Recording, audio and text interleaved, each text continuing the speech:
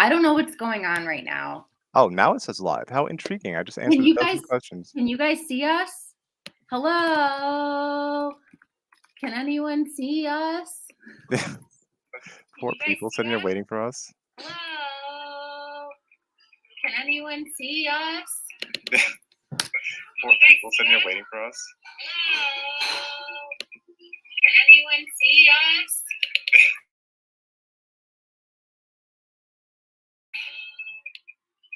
Okay, this is really trippy. Yeah, I think we're Why getting is some there an weird feedback. echo? Is there I still an don't echo? know. I don't know, but you know what? I'm gonna go Okay, I'm try gonna some. try to leave now. All right, goodbye.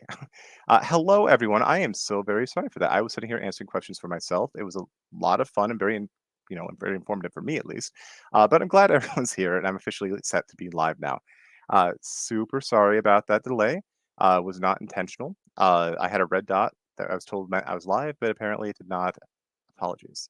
Thank you, everyone, for being so patient, though. Um, so I'm going to go ahead and skim through some of the questions I kind of answered for myself earlier, just to kind of fill everyone in and catch everyone up to where I was at least.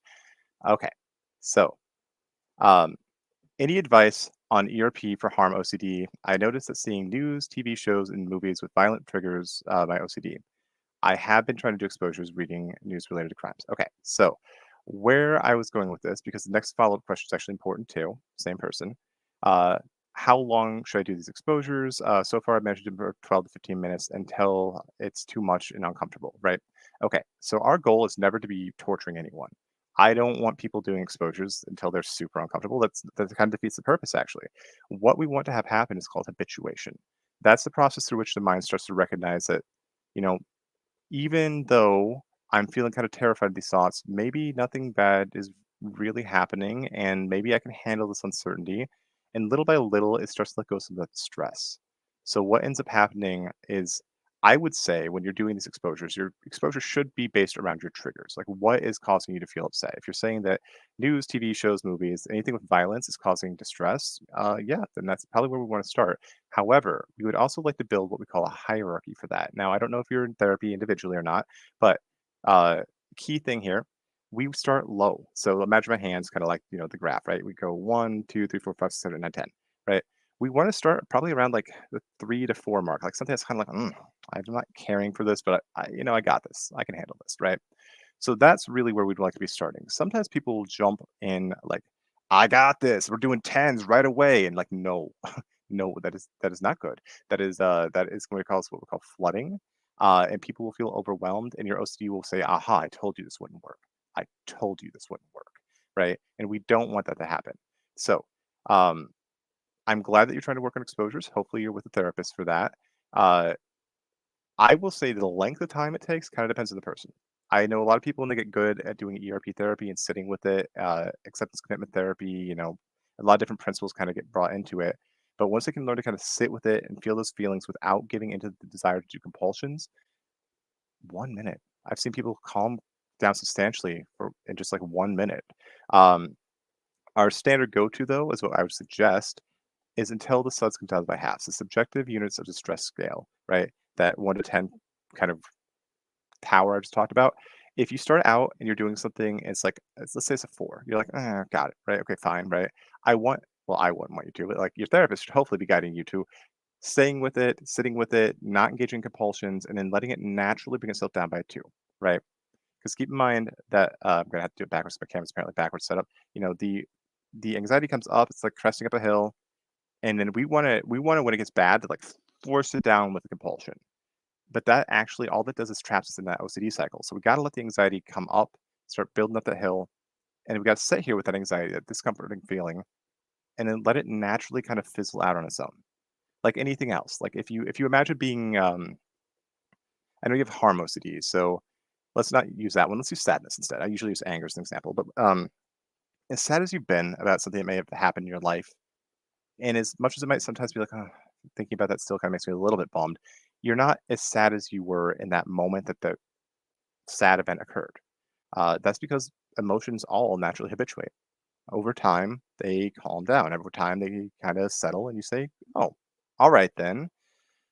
I guess maybe I'm not in danger of hurting people. I don't know for sure, right? Because their goal with the ERP is never have certainty; it's to accept the uncertainty. But like, I keep holding a knife, even though I'm like, near my kids or whatever it might be, and I'm not suddenly losing control, and I'm not doing something that's really against my values, right? So, yeah, my suggestion there would be do exposures based on the level of where you're at, hopefully under the guidance of a therapist, and don't sit there torturing yourself. The goal is to sit with it until it gets down to about half, right? I would typically recommend to people, especially early in treatment, I eyeball it around 15 to 30 minutes a day of some kind of exposure work. Now, that can be naturally occurring exposures that happen just throughout your day to day, but I say there's always value in at least once a day kind of calling out the OCD and being like, come on, I'm going to pick an exposure. I'm going to go look up something that upsets me. I'm going to go talk to somebody that makes me feel like, I don't know, right? I'm going to do something to challenge these intrusive thoughts. At least once a day, I'm calling out the OCD. Uh, but yeah, absolutely. Good question there. Um, next one. All right. Will I be completely normal and back to my old self again? Like, is that possible?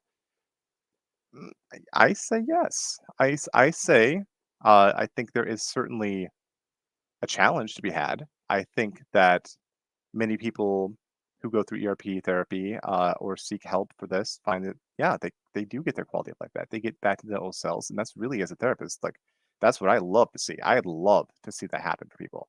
Um, however, keep in mind OCD's greatest power is making you think the worst possible outcome. So if you think about your mental health, if you think about OCD, what is the worst possible thing that could happen?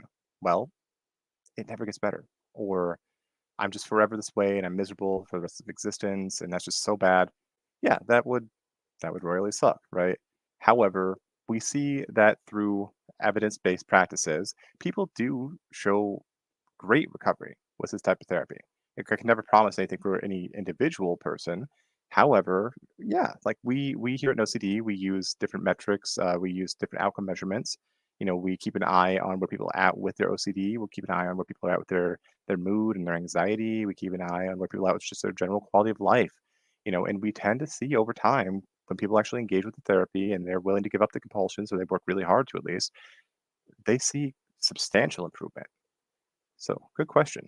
And I want to actually follow up with the immediate next thing is uh, Kyra replies like, yes, I was diagnosed with OCD 2 years ago and I feel like myself again. Awesome. I'm glad you're doing so well with that. Um, it is a scary thought though, right? Like imagine you could forever be trapped with discomfort and never be able to get better. Yeah, that'd be awful. All right, I'm going to grab another one. What kind of exposure should I do for relationship OCD? I'm not attracted to my husband, which is a thought, I assume, when all the compulsions are mental. All right. So truth be told, I know people love to kind of get caught up in this idea of mental versus overt physical compulsions. It doesn't matter. Compulsions are compulsions are compulsions. Some of them are trickier. Mental compulsions usually are very tricky to kind of suss out and recognize what's happening. However, it, the goal here is to give up the compulsions, right? What kind of exposure should you do? Well, that's a great question. When you say attracted to, I don't know necessarily what that means. Does it mean specifically that you're attracted to like physically attracted to him? Like if I see my husband walking around shirtless and maybe he has a bit of a spare tire, I'm just like, I don't know if I really like him anymore, right? Like that could be a type of OCD people face. Other people might be like, I just lost that romantic feeling, right? So what we do know happens though, and this is kind of intriguing, there are two different kind of neural pathways within the brain: the sympathetic pathway and the parasympathetic pathway. So uh, the parasympathetic pathway is what we get when we're in a relaxed state of mind and things are going good, and that could be like feelings of arousal, feelings of love, uh, hunger, like, oh, it's time to eat. It's like, just kind of those like taking care of things and what gives life meaning sort of feelings that come up. Um, what's happening with OCD is it creates a fight or flight response, and that's part of the sympathetic pathway. And that overrides the parasympathetic pathway for a very good reason. So what ends up happening is your mind is saying, it sure would be good to have these loving or arousing feelings toward my husband. And then the OCD kicks in and says, but what if we're not really attracted to him? And that creates that fight or flight response. And then you feel probably like an urge to do compulsions, right? Um, so the downside about this is sympathetic pathway will override the parasympathetic pathway every time. And it's meant to biologically. It's meant to help you survive. So basically, you would not stop for a picnic if you were being chased by a lion. You would say, "Oh, this hunger can wait until I can be safe and not dead." So what happens is because the brain doesn't necessarily know the difference between fantasy and reality, at least this part of the brain where the OCD seems to reside, doesn't really get that, right? So it's perceiving a very real threat. It's saying this really goes against our values, it goes against our morals, it goes against who we see ourselves as, it goes against we want for the future. Something about this feels very off. And your brain, that part of the brain's like, yeah, this seems like it could be a real threat. We need to deal with this right away. And that's why oftentimes with OCD, people feel like an urgency to do these compulsions. It isn't just like, maybe a good idea. Maybe I should look at Brad Pitt versus my husband and see which one, right? No, it's not like a casual like I could do this kind of shrug thing. It's like a I need an answer, and that's why we get that kind of anxious, sudden response that's so uncomfortable for many people. But yeah, good question. All right, let's find another one. All right, my son's stress levels are off the chart when he has to take a shower. 2 hours. He refuses anxiety meds, and we're waiting for an available OCD ERP therapist. Should I make him take the meds? Okay. Um, This kind of depends. First, talk to your psychiatrist. I'm not in a position to want to even give medical advice. However, my suggestion here would be recognizing that oftentimes benzodiazepines do not really align themselves with uh, ERP therapy. The reason for that being is we actually have to get the person to truly feel the anxiety and work through the process of habituation, engaging with the anxiety, being able to sit with those feelings as uncomfortable as they might be, and still saying, you know what? Not going to give into these desires to do these compulsions, not going to give into anything. I'm going to let myself kind of ride this feeling out until it naturally fizzles off by itself, right? You got to sit with that uncertainty, and oftentimes we use response prevention messages, which would be like, maybe this thought could be true, but then again, maybe it's not. I don't know for sure. Something to sit in the middle of that. Now, I don't know the age of your son, right?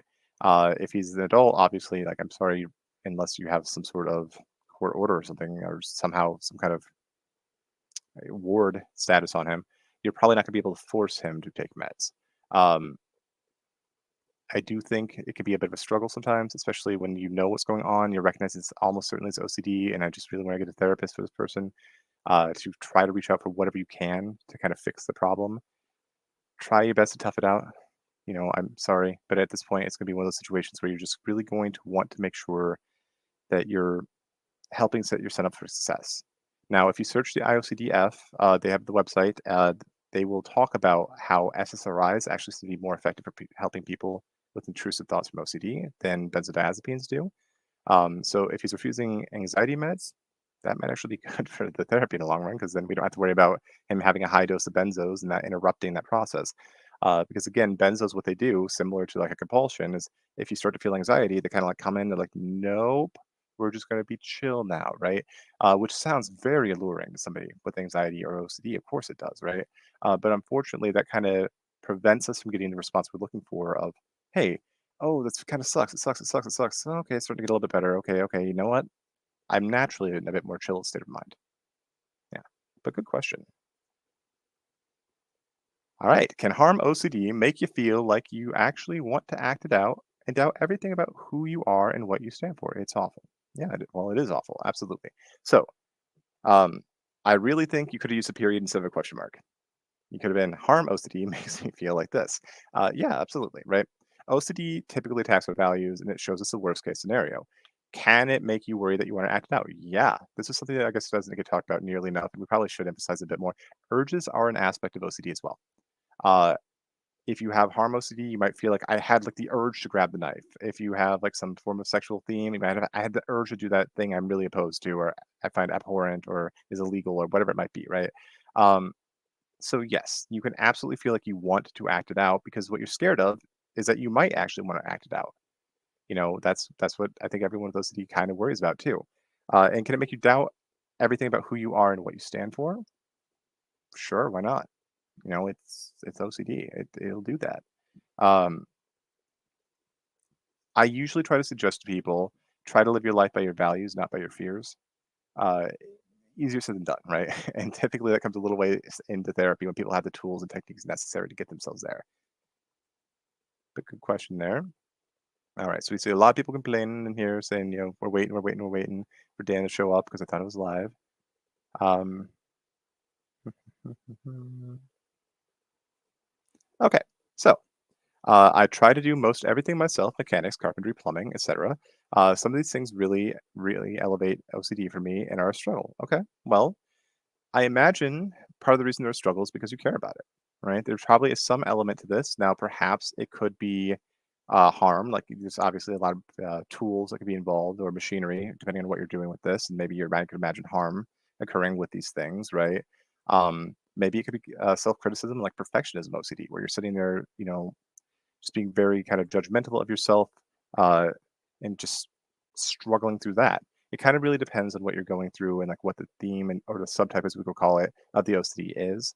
But yeah, so just be mindful. Like I think it's awesome that you're the type of person who can do all these things for yourself. What would it mean for you if somebody else helped or somebody else did it for you? Right. And so therein lies the question if it's like perfectionism, maybe it's somehow that means something bad about you because you're not the one handling everything yourself. Um, if it's like harm, like I need to make sure I'm doing this to make sure nobody else is around so they can't be hurt, that could be another one too. But yeah, I understand what you're saying. So thank you. Mhm, mhm. Oh, look, you followed up immediately, like a little ways down. All right. If I were to hire someone to do these things that I struggle with, is that avoidance? I can do them, but some areas I struggle. Okay. So the question to ask yourself here is would I be hiring somebody else to help me with this if I didn't have OCD? If the answer is yes, then hire the person. Like if you're saying, yeah, I just have a lot to get done and I need a person. If you're saying, no, it really is just the avoidance aspect of it, then yeah, don't do that. It can be an avoidance to try to get somebody else to deal with things. And certainly I think any parent with a child who has OCD might be able to tell you about this. Accommodations are a thing. Like asking other people to take care of something for you or to do things in a certain way because it makes you feel more comfortable. That's like an accommodation, and we want to try to avoid that as well. As well as like reassurance seeking, which is a bit more broad of a topic. But some people are just like, "Hey, is everything okay? I just want to check in on that. Did I do something wrong here? Did I screw something up?" You know, that could be another type of compulsion as well. But good question. Um, going through the other ones here. So, how common is psychosis and schizophrenia OCD in my work? Fairly common. Let's just put it that way. I would say that if not specifically worrying about psychosis, they are worrying about like could my mental health decline? Sometimes it's that meta OCD aspect of like OCD about OCD. You know, will this get worse? Am I doing therapy right? Am I doing treatment right? Am I screwing something up for myself? That sort of thing, right? However, specifically dealing with like psychosis themes, it's somewhat common because like most people would say, I would not actively choose to do this horrible thing I'm worried about. I wouldn't choose to murder my mom. I wouldn't choose to do something that's going to get me arrested. I wouldn't choose to do act against who I see myself in my identity in a, you know, grandiose way. But if I had schizophrenia, then I might not have a choice about it, and I might end up doing it. So sometimes it's kind of like a little sneaky sideways attack of the OCD to try to toss it at you. Oftentimes, I see that more alongside people who have other themes they're worried about, and then and on top of that, what if I develop psychosis and I might not be fully in control of my functioning?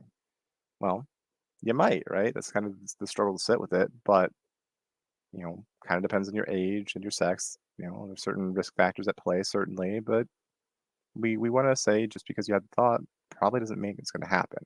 But of course, you might worry about that. So thank you for that. Ooh, good one. Love it. How to deal with rumination. All right. There is no great answer that fits everyone for this question. However, let's dive into this. Rumination is a compulsion. Your compulsions exist because that part of your brain really thinks it's helping you. It's like that really not good friend, like the one who's always giving you bad advice. They have the best of intentions, but like you get in like one argument with your boyfriend, you talk to her about it, and she's like, "Oh, you need to leave him. He's not good for you. This relationship will never work." You're like, hold on, I just said we argued about what toppings have on pizza last night. I wasn't saying it's a bad relationship. That's kind of like the OCD element, right? It takes something and runs with it, and it kind of insists upon itself. It says, "Hey, I'm trying to protect you. I'm trying to help you." So when you are ruminating, what is happening is you are getting trapped with these thoughts. You're trying to figure something out. You're trying to get an answer to something. You're just like, okay. If I just really hunker down, I'll figure it out, or I'll find that I feel a bit better because I've come to some sort of solution for this. It doesn't work. Everyone who has OCD has spent hours and hours, hundreds of hours or more, thinking their way through their OCD, trying to figure out the answer, trying to kind of dwell on it and determine how it really is and what they can do about it and how they can plan for things in the future. It is a trap of the OCD. However, because it's a compulsion, when you choose not to do it, and believe it or not, it is a choice not to ruminate. It's a hard choice to make, but it is a choice. And you have to catch yourself. But if you choose not to ruminate, you kind of feel bad for it because that part of your brain really thinks it's helping you. And it's like any other compulsion. When you choose not to give into that urge to do the compulsion, it's going to kind of fight you on it. It's going to feel rough. But you have to kind of accept that's how it is. Yeah, I'll feel a little bit bad about this for a little bit, but I know sitting here dwelling on this for 2 hours, I don't want to do that with my life. I don't want to do that every night worrying about this whatever theme. I'm going to give myself permission to get up and, I don't know, take a walk. I'm going to give myself permission to call a friend. Now, we're not doing that to distract ourselves or run away from thoughts. We're going to acknowledge the thoughts are there. We're going to acknowledge the feelings are there too. But we're also not going to sit there and just be beat up by them for a long period of time, thinking somehow we're going to find an answer that just, frankly, it doesn't exist because OCD won't let you have an answer anyway. But good question there. Um, all right, popping back to kind of a little bit of a theme here, but let's go back to it. Uh, Sometimes my mind tricks me into thinking it isn't a fear, which makes it worse. Yeah, right. Because if we knew for 100% certainty that it was just a fear, we'd be able to say, "Oh, okay, well that's scary, but there's nothing bad's going to happen. I'll just go ahead and leave it alone." But unfortunately, that just isn't something OCD is going to let you do. It's going to suggest to you, yeah, but maybe you really are this thing. Maybe you really could do this thing. Maybe you want these things to happen. Maybe at the end of the day, you're a bad person or God hates you, or like whatever your theme is, right? It's gonna kind of throw that at you that, maybe it isn't even really OCD. Maybe this is just who you are and you're in denial and need to accept this thing about you that feels so bad and uncomfortable. Really, that is a common trick of the OCD. All right, flipping through some things. How to deal with mental rumination. I've done it. I know I just kind of answered this question here too. Um, so I wanted to kind of tie back into something.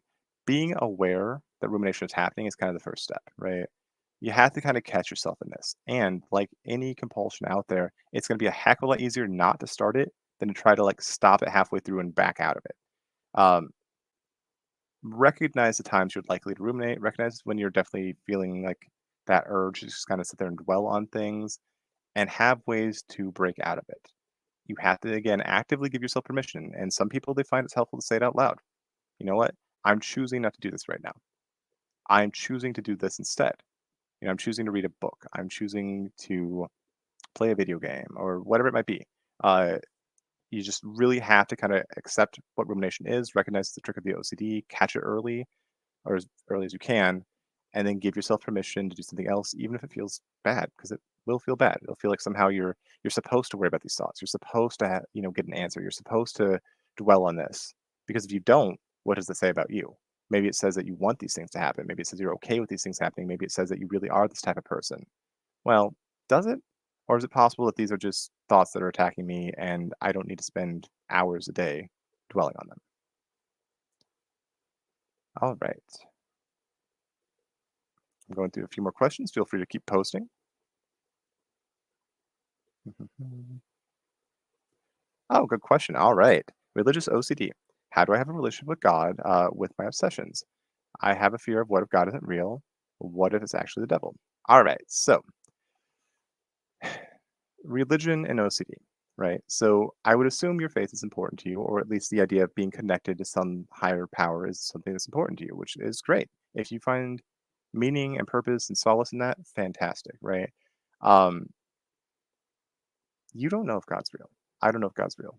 The Pope doesn't know if God's real. We all, we would act on faith according to our belief system, right? So sometimes people have that fear because of their OCD, but that's arguably meant to be an aspect of the faith is having elements of doubt, right? And of course it depends on your specific faith, but I don't think that's such an unusual question. Even without OCD, I think people of a faith still will oftentimes wonder, like, is there really a God? What if he's not real? The OCD element definitely seems to be tying in, like, what if it's actually the devil? Like, well, it could be, you know, and it's going to kind of depend on what you're feeling in that regard, right? So typically, what I would advise to people who want to have a religious connection while also dealing with their OCD is recognize the role of prayer. If you are praying to give thanks, if you're praying, you know, for the blessings of others, not as a way of like trying to prevent bad things from happening to them, but just trying to say, I hope they do well. You know, I don't think there's anything wrong with that. I don't think there's anything wrong with connecting to your faith in a positive and affirmative way. What we want to be very careful of, though, is prayer being used as a compulsion. So many people of faith will turn to prayer to say, please God, just take these thoughts away. Don't let this happen. I'll make promises to God to try to keep me safe or keep other people in my life safe, keep bad things from occurring around the world. Um, that doesn't seemingly help. It's compulsion at the end of the day is what's actually happening. And then you kind of have to ask yourself, is that really in line with what God's about? Is God looking to torture people, make bad things happen in their lives? Does God want people pleading to them to not, make the next school shooting happen or whatever it might be? Uh, well, probably not. That probably isn't really in line with the faith that you follow, but your OCD might insist, like, "Ooh, here's a scary thought. You better pray about it." So you kind of have to do a little bit of a, forget the pun, but soul searching. Like, is this really in line with my belief system? Do I really believe that this is how God acts and treats the world, or could this just be an intrusive thought coming from the OCD? And do I really need to pray about this? Um, Keep in mind OCD tends to hit with an urgency. It tends to hit with that, like, I need to do something about it, I need to figure it out.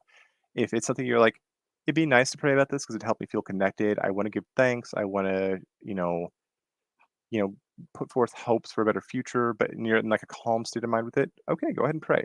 If you're saying, I feel like I need to pray right now to resolve this worry, then there's a very, very good chance that instead is OCD. And I'd really recommend stepping away from that prayer. And I also want to add, while we're talking about religious OCD, confession is a huge aspect of it too. People oftentimes feel like if I have these thoughts, I need to tell somebody about it. And in certain faiths, confession is actually like a sacrament. It's something that's meant to happen. So then it gets a bit tricky too, as a therapist, of like, all right, do you know for a fact you just committed a serious sin? If that's the case, if that's what confession is for, fine. If you're just worried that the thing you did might somehow be wrong and God might be upset or send you to hell for it, set with that anxiety, right? If you can't really point to somewhere in your religious text or belief system saying this is really bad that I just did this thing and I'm supposed to confess, try not to confess. Good question. Alrighty. I'm gonna, of course, highlight this one because it's very important. Daniel is the greatest. Thanks, Daniel. Absolutely. Yes. I'm glad being acknowledged for that. All right. More questions about rumination. I feel we kind of covered that a little bit. Uh, oh, good question. Uh, have I, sorry, hi, I have been informed by my therapist that my OCD involves intellectualizing. Is this a form of mental or emotional checking? Frequently, yes, right? It can also be a way of trying to emotionally shield yourself, so it could theoretically even fall under distraction or avoidance.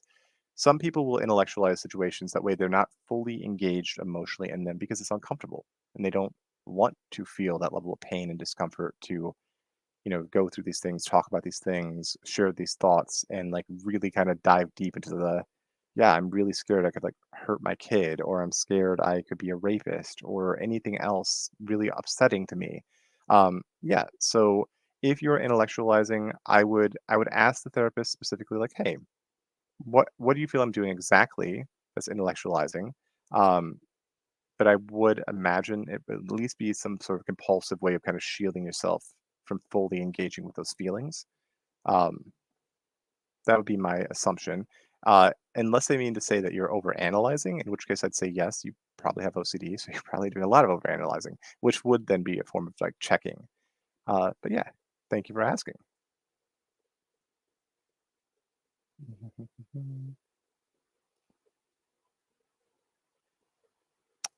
All right. So, as a 10-year-old with OCD around the feeling of clothes, I cannot find someone whose main theme is clothes. OCD is an interesting disorder. It can latch on to virtually anything and everything. Now, we oftentimes talk about how it typically attacks people's values. There are times it simply goes after what it goes after. We have what we call like just right OCD, where people are like, I don't really have a fear behind this, but if things aren't set up in a certain way, it feels very off to me. or I need to repeat this until it feels like I did it the right way, even though there's no evidence I was doing it the wrong way to begin with. There's like symmetry and stacking. There's like organizing. Some people, even without like contamination OCD, will still engage in like cleaning because they feel like I'm just supposed to do this. If I don't, something feels off somehow and I can't explain it. I'm not worried about germs, but I just feel like I need to. Okay. Can somebody have OCD around clothes? I don't see why not. Um, I I don't think that's necessarily going to be a common thing you're going to face, right? And there's a possibility too, when talking with a good therapist would be helpful with this, determining is there any indication there might be some sensory issue at play? Is it that, they just really certain feelings of clothing really cause irritation for them? That could be a thing people have too. Uh, and I would probably want to know like, just, I mean, feel free to respond if I catch it a little bit later. Great. Uh, what specifically what specifically is kind of like the feeling of clothes about? Is it like creating like a physical sensation for them? Is it like I just feel like there's something wrong with these shirts and I can't wear them. I refuse to wear them. Um, or is it like again like every time I feel this fabric, it feels like it's just like sandpaper against my skin. But yeah, it's worth kind of exploring. And yeah, there's no reason that couldn't be an OCD theme.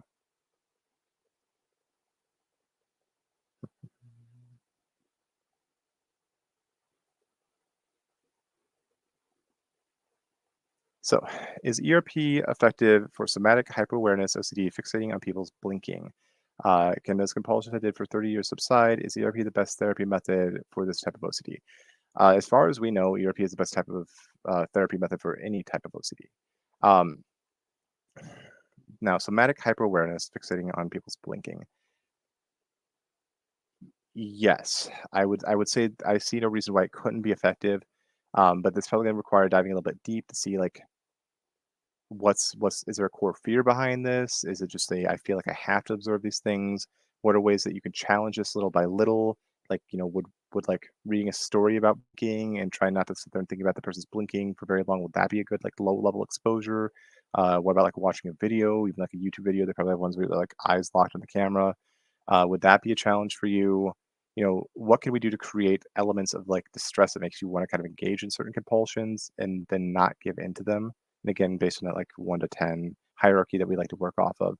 I don't see a reason why it could not be effective, but again, not having all the specifics of what you're going through is hard for me to say with 100% certainty. And that's the thing I'm also going to say to everyone.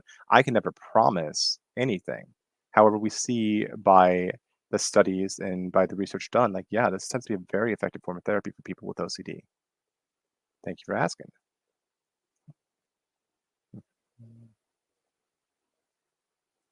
Okay. The worst part of my OCD lately is when my work life is so bad that my ROCD flares up and makes me feel like I can't come home to my boyfriend or find comfort in my love for my dog or my boyfriend. Yeah. So nobody's an island. Like when we are impacted by stress, when we're impacted by things happening in our lives, OCD is gonna fight us on this too. It's gonna say, "Oh, look, your defenses are down or you're already worked up. Let me go ahead and just chime in with a whole bunch of, like bad advice or make you worry about things just to worry about things." It's crap, and I am sorry. That doesn't surprise me to see that. Um,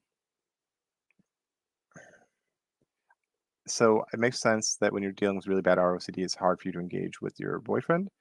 Um, and sometimes going back to the parasympathetic and the sympathetic pathways we talked about before, finding that love and that comfort and that connection, right? That comes from the parasympathetic pathway. When your OCD and your stress is really flared up and telling you got to do something about it, you got to fix something, you got to solve some problem, that's going to kind of trump that. It's just going to be like, okay, well, I really, really, really want this feeling, but my brain's not letting me have it because again, that sympathetic pathway is activated. Typically, what we see is when people can work through ERP, ideally, it tends to be the best for this as far as we know. But any form of therapy, I guess, ultimately that helps them. When people work through some of their OCD and they start reaching a state of recovery, those good feelings do tend to come back, even in times of stress. Uh, but because they're oftentimes so worried about not having those feelings and how much I need this right now, I need to feel this love, I need to feel this comfort. Um, well, it's like grasping at sand, and because you need it so much because you're trying so hard to hold it, it just kind of falls between your fingers. So it's a rough place to find yourself in. Hopefully, hopefully you're doing some therapy and working through this as best you're able to. But yeah, I appreciate that. Okay, so this ties into another ROCD thing. Can you know deep down you love someone, but your OCD makes you feel like you don't love them? Yeah, of course. Right. Well, as much as anyone can know they love someone. Nobody has 100% certainty on this. It really does not matter if you have OCD or not. Like, is it possible at the end of the day I don't really love somebody? I love what they can offer me, or I love the way they make me feel, but maybe I don't truly love them. Like, we can kind of sit here and split hairs trying to figure this out. Huh. Great question. I would simply put to this: if without the ROCD attacking you, you're feeling pretty happy with the relationship, acknowledge that. Right now, you also, when the RCD does attack you, need to acknowledge it's possible it's not the right relationship, though. Maybe you're settling. Maybe you don't really love this person. Maybe they don't really love you. We don't necessarily know. Um, and we have to accept that uncertainty. I don't know if it's fair to say that ROCD makes you feel like you don't love them so much again as the parasympathetic person sympathetic pathway is happening again. Um, ROCD can certainly suggest that a lot, though, right? Um, And it's hard to feel those loving feelings when you feel desperate to have them because you just want proof that you're in the right relationship, that you really care about this person. And again, like grasping at sand and it falls between your fingers. It's one of the hardest parts about OCD, really. Okay, let's see what else we got here.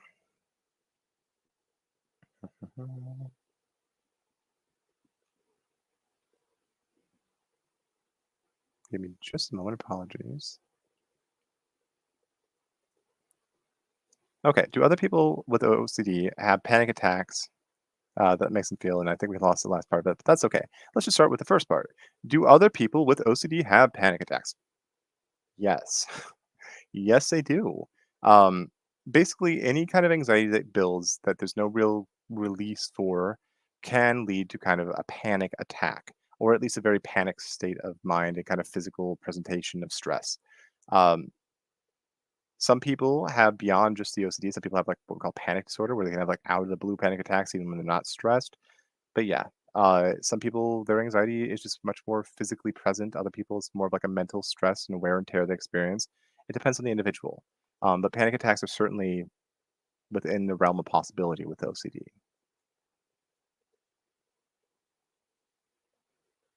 Mm,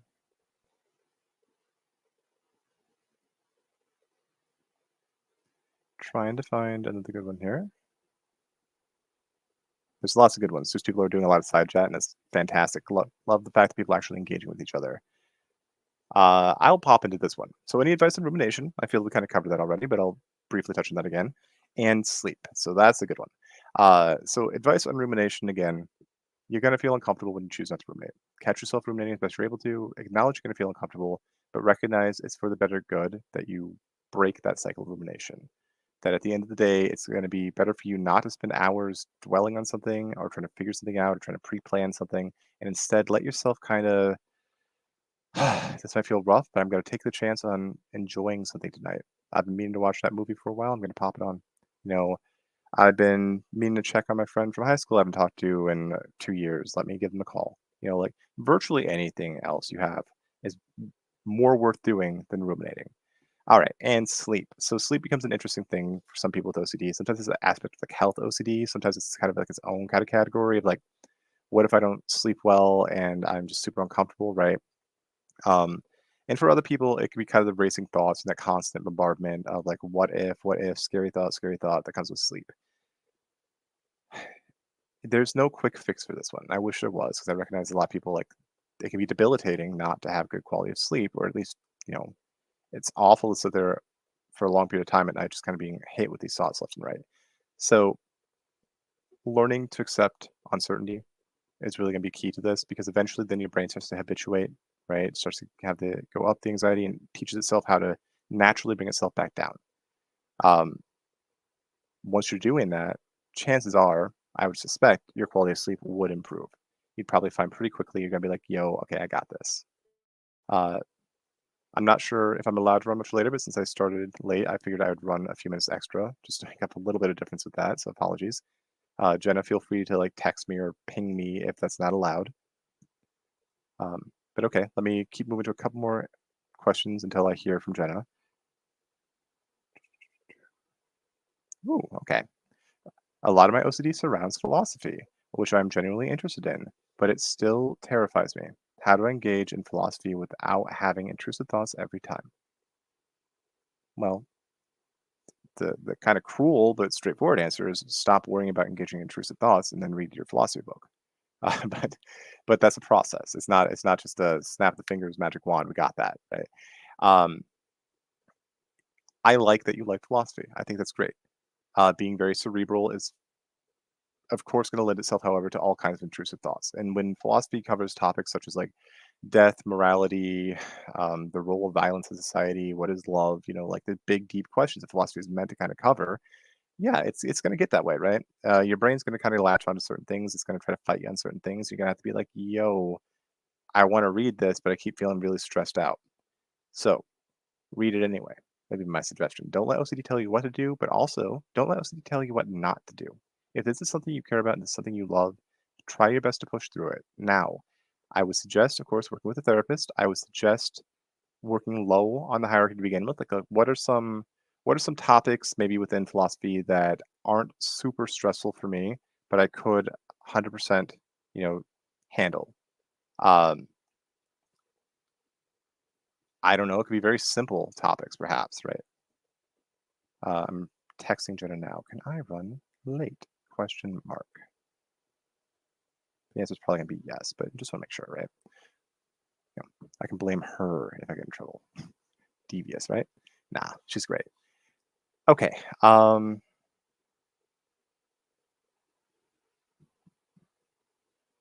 Here's another one. Can things happen and then my OCD grabs at it? My core fear is my loved one's dying. Got a new boat. It was hard to drive at first. Now I have massive anxiety about the boat. Being on the boat is my happy place. Yeah, OCD, again, this is an indication that OCD is going after things you care about. Um, yeah, I imagine you care about your loved ones. You don't want them to die, right? But then something else has changed in your life. You got a new boat, and you're finding like, wow, I'm feeling happy on this boat. I'm feeling relaxed on this boat. This is great. It's exciting. It's an adventure, whatever it is. And then the OCD will attack you with it. Like, what if I don't know? What if it's like James Bond and the boat explodes, or what if it runs out of gas halfway across the Great Lakes, um, or what if I get flung from it and a shark eats me? I don't really know where you live, but I'm next to Michigan, so no sharks, luckily.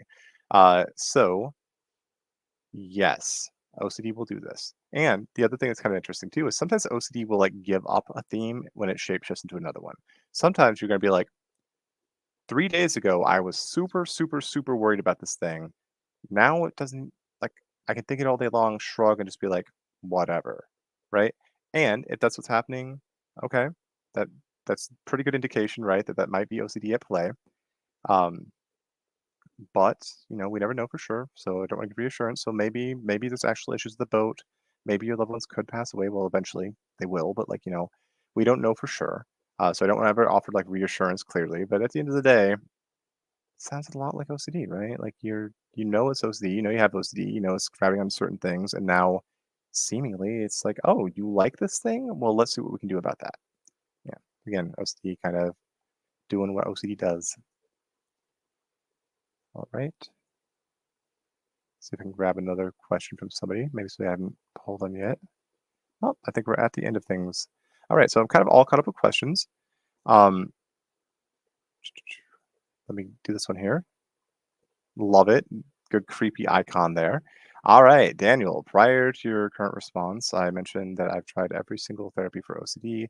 Do you know of anyone else who is refractory 100%? Because I don't know how to live anymore.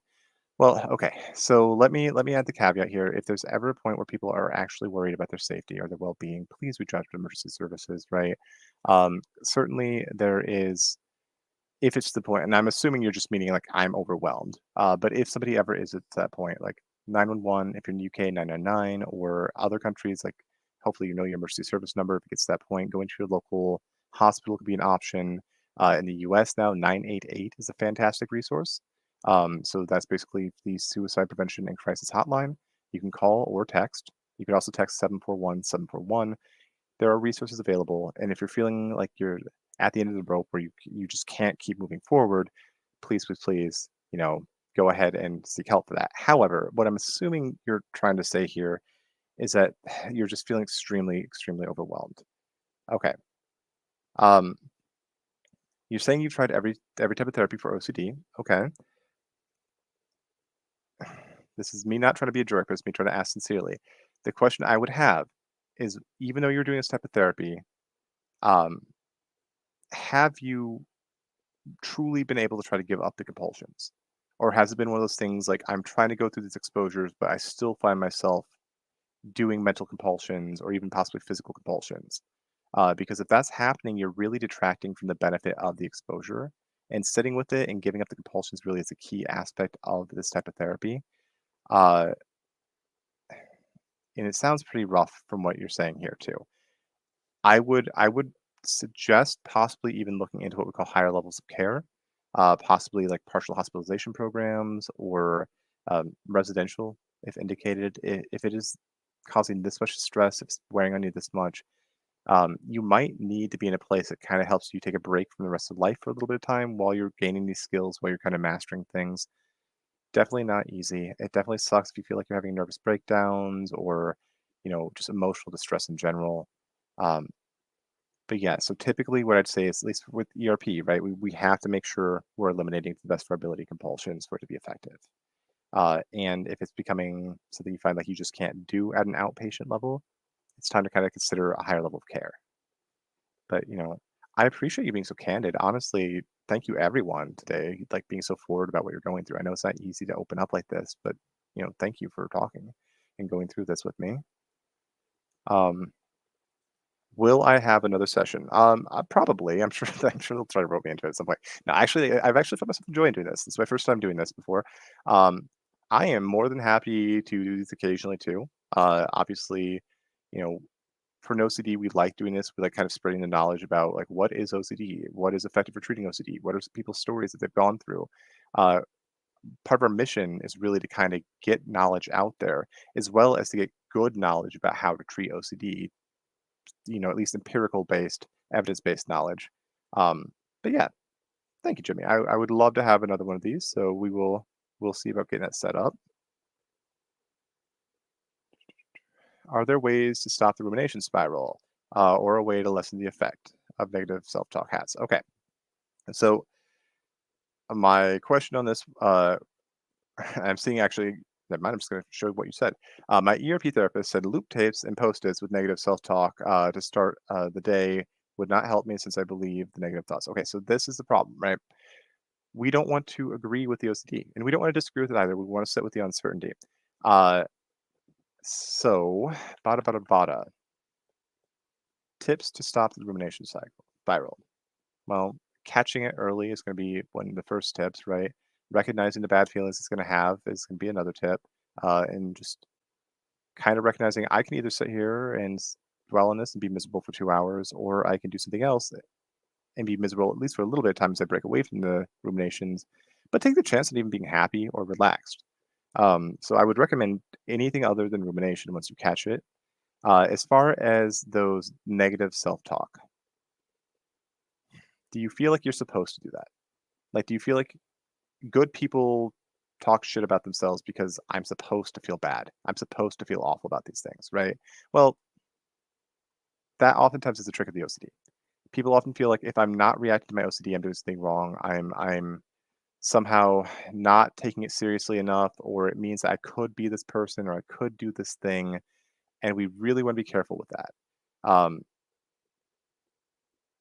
could be an element of depression at play too. I don't really know necessarily your story specifically, but kind of figuring out like why you believe these negative thoughts, and do you really believe these negative thoughts, or do you feel like you're supposed to believe these negative thoughts?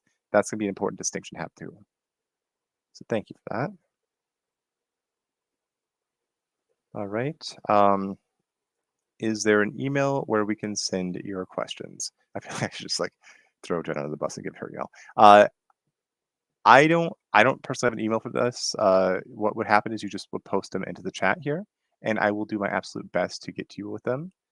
Yeah. Okay.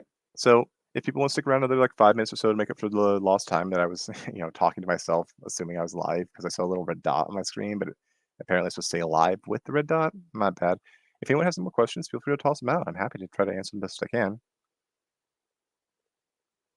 If not, I guess we can do karaoke or something. Joking. Just jokes. Okay, so I'm not really seeing much. Oh, there we go. I'll just put this one here because it just popped back and you responded what I said. Would be great to find local groups for OCD sufferers and talk and meet up. Hate isolating but exhausting for spending all my time. Happy, high functioning friends. Yeah, it sucks when you're going through something and everyone else is like, yo, things are great, right? You're like, oh, good. I'm happy for you. Let me just dump a lot of energy into forcing happiness that I'm not really feeling right now. So we do have support groups here with NOCD, and I do usually recommend them to people I see for therapy. You don't have to be in NOCD therapy to attend them. We try to run them. We try to be informative. We try to give you know good information as best we're able to. I know some people also do independent like Discord groups and whatnot. Just be mindful if you're joining into anything. We don't want to run the risk of having a group of people who are just reassuring each other constantly. And a good group would know better, right? But like reassurance is absolutely a compulsion. And everyone with OCD would love to be reassured that they don't need to worry, that everything's going to be okay, right? So if you ever do find or make a local group, or if you do join our groups here with through Zoom for the OCD, uh, go ahead, and just engage, be honest, be open, do what you can, recognize you're not alone in the struggle, help break through those feelings of isolation because those are one of the worst parts of it, certainly. Just do your best not to like lean into that like reassurance kind of chamber that can happen. Oh, okay. Is there any advice for those who can't afford therapy but need help through their OCD? Depends what country you're in, for one. I know if you're in the UK, NHS is really great for what it can do, but they're also very overburdened. If you're in the US, Medicaid. Like if you're low income and you can't necessarily afford certain things, right? Medicaid exists in the vast majority of states. Now, it might not be perfect, and it might even be unfortunate that you might make too much for Medicaid, but too little to actually afford therapy and certain treatments or health insurance even. And that's a horrible place to find yourself. And I can get on a whole political spiel about that, but I'll avoid that right now. At the end of the day, Medicaid could be an option. Sometimes you can find people who can do what we call a sliding scale. If you find just private practice people, they might be able to work with you based on your income to try to offer services as best they're able to at a reduced cost. Um, on rare occasion, you might be able to find people who can even do pro bono work. There might be possibly even certain charities that might even assist with this, depending. It's really going to be kind of about digging for resources, and it's not fair. And I hate the fact that we exist in a society where people can't always get the help they need. Uh, but don't be afraid of groups, either through NoCD or if you can find other groups as long as they're good, and not again doing reassurance. Independent research is never a bad thing. Just be mindful of not doing like compulsive research. Do things that actually challenge you. Do like learn about OCD. Libraries, you can absolutely do interlibrary loans. Like if you want to read a book about OCD, for example, and your local library doesn't carry it, do not be afraid to request they get it traded with another library. They do that all the time. That's always an option. I still don't know why some people don't know that. Libraries are a fantastic free resource. But yeah, so great, fantastic question. Um, we're doing what we can with OCD. We literally try to keep it as affordable as possible. And I recognize people will still say, hey, it still costs money, and it does. It's unfortunate, but we're doing what we can as best we can. And many private practice members, not members, many private practice therapists will try to offer as best they can some kind of sliding scale to assist people who need therapy but can't necessarily outright afford it. All right. So if my OCD is getting too much for my wife to handle, and I'm assuming she wants to move out, would this be wise for us? She also does not want our young children witness my OCD and fear he will develop it too. Okay. So yes, there's a biological basis for OCD. Yes, we know that people uh, who come from families that have an abundance of OCD are more likely to develop OCD themselves. So her moving out, that's a very personal question, right? That's actually going to kind of fall down to the two of you. And it's going to depend like why it's too much. Is it that you have harm OCD and you're telling her about like, I'm really worried I could kill you, honey. I don't want to kill you. Please don't let me have knives. Like, yeah, that could be very intimidating for somebody, right? And we recognize that people are oftentimes doing these compulsions as a way to try to help the situation. Like they might constantly check in if they have ROCD, relationship OCD. They might be like, But honey, do you really love me? Because for them, it's reassuring them like, okay, there's love in this relationship. But for their partner's like, oh my God, you've asked me this 60 times a day, just shut up. It's like it's wearing on me, right? So kind of depends on why she wants to move out. Would it be wise for you? I don't necessarily think it's going to improve your OCD to have them not there. I think it's going to be avoidant even. I think it's actually worse for your OCD in the long run. And I don't agree with the idea of removing social supports. Um, unless like it's really, really warranted. If you're at that point, I would say it might be even better consideration again to consider possibly even looking for like a higher level of care or a possible place you could go for a little while if the OCD is just that overwhelming, it's causing so much distress for your family. That might be a better option than just having them find another place to stay. My thoughts, right? Not really knowing the full situation, just my thoughts from reading this. Um, and she doesn't want your young child to witness the OCD for fear that they'll develop it too. Well, okay, so we do know that children do pick up on the tendencies of their parents, right? We have a number of people who don't necessarily like have arachnophobia, but their parents have huge fearful reactions to spiders, and so they're kind of like, I just don't like spiders. I'm not really scared of them, but I just don't want to be ever be around them, right? Like sometimes kids do pick up on fears, and they kind of learn those fear behaviors. That's a somewhat valid concern. Now, I don't know if I'd say that your child witnessing your OCD will necessarily develop OCD because of it. I think they might be predisposed to it if they do develop OCD. And I do want to mention that's not the end of the world. There definitely are great treatments for people with OCD. It's not easy treatment, as anyone through ERP could tell you. Like, yeah, it takes a bit of a challenge. You have to be willing to give up compulsions. You have to face many of your fears. But it certainly is effective treatment for most people. I don't have enough information, Nick, to give you a better answer than what I kind of just said here. But it would be kind of worth exploring, like, how does it actually help the situation if she's gone? Does it just relieve stress for the two of you? Or is it like a way of avoiding what's actually going on with the OCD?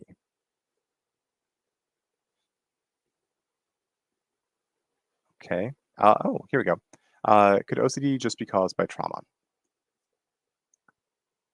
PTSD and OCD have certain overlaps, right? They both can have intrusive thoughts, triggers, emotional dysregulation that occurs when feeling very overwhelmed by the thoughts. Uh, I have seen cases in which people have experienced traumas and have even worked through the PTSD element of that, but it has like their OCD is like fed onto it and kind of like sometimes like the OCD and PTSD, they kind of like feed off each other in this like nasty sort of goop of like emotional distress and just awful feelings. Would OCD be caused by trauma though? To the best of my knowledge, no. We know people who've been through traumas are more likely to develop mental health issues in the long run, just because it's additional stressors in their life, right? Caused by it, not that I'm aware of. However, I would also say I'm not sitting here with like the big book of all things OCD that could swear to that answer, but just to let you know, probably not. But if they do have PTSD and OCD, don't be surprised if they try to play off each other in pretty awful ways. Okay, I'm gonna take maybe about 2 more minutes here. See if there's another answer or question I can answer.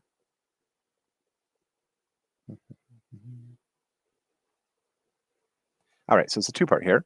But going back, I have contamination OCD and live with my sister. She got used to accommodating my OCD, and now I have to tell her to ignore me if I'm trying not to compulse. And I have to remind her she can't plan to accommodate me anymore. It's a work in progress, but I appreciate that she cares. Accommodation happens because of love. Like parents who are accommodating their kids, siblings who are accommodating their siblings. Like people accommodate because they love this person. They don't want to see them in distress, right? If you just don't give a crap about somebody, you're not going to like go out of your way to try to help them. You're not going to change your life around to make them feel better. You might do something just so you're like, oh, I don't want to have to hear them, be upset at me. Maybe I'll just kind of acquiesce, right? But that's a little bit different than accommodation. Um, it's a hard conversation to have with your loved ones. Hey, don't accommodate me. I know you're doing it because you care about me. I know you're doing it because you don't want me to be distressed, but believe it or not, I have to experience this distress so I can get through to the other side of it. I have to not be accommodated. I have to not ask for reassurance. I have to just experience this for what it is so that, you know, I can one day hopefully not react in such a big way when these thoughts hit me.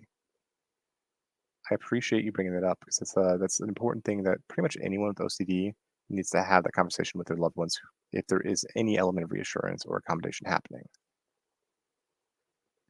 Going to go back to the question. Could trauma therapy help? If the person has PTSD or even acute stress disorder, yes, absolutely.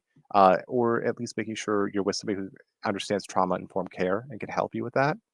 Um, if people have been through traumas, they don't always develop PTSD. So let's start with that. Like, not everyone who's been through a trauma has post-traumatic stress disorder, right? Um, but that doesn't mean that there isn't stuff to be processed even after the fact, even if they don't quite meet qualifications for that. So yes, trauma therapy could help if somebody has trauma in their life. Um, oh, look, somebody actually was really nice and added some information here. So if you can't afford therapy and you can still join a free support group, NAMI has affiliates in every state. They also have meetings with people who have loved ones with mental health disorders. Yes, they do. This is also a very great resource. So there are things out there. Sometimes it's a little bit of digging to find them, and sometimes they're not immediately in your area. I mean, the good news modernly is we're doing a lot of telehealth out there. We're trying to at least, right? NOCD also has our support groups that we run. Um, Feel free to hop into those too. If you just go through the NOCD website, you should be able to hopefully find it. Treatmyocd.com, and then you should be able to hopefully find the support groups. And if you find one that you feel would be kind of appropriate to what you're going through, don't be afraid to sign up. Give it a try. See how you feel about it. Maybe you'll find that you're not alone in your struggles. Maybe it'll be good to kind of meet other people who've been through something similar. But all right, so I suppose then, thank you everyone for sticking around for a while. I'm going to go ahead and wrap up for the day. Uh, I cannot express enough how much it means to me that people are willing to be vulnerable, talk about what they're going through, you know, discuss these matters openly. We're moving toward a day where hopefully OCD is not stigmatized and misunderstood the way it has been in the past. And it takes meetings like this. It takes, groups. It takes people putting themselves out there. And nobody should ever have to self-disclose ever, ever, ever, if that's not what they want to do. But I'm glad that at least in safe places like this, people are having this conversation. So I appreciate you all, and I hope you all have a great night. All right. I'll see about doing one of these again soon. Take care.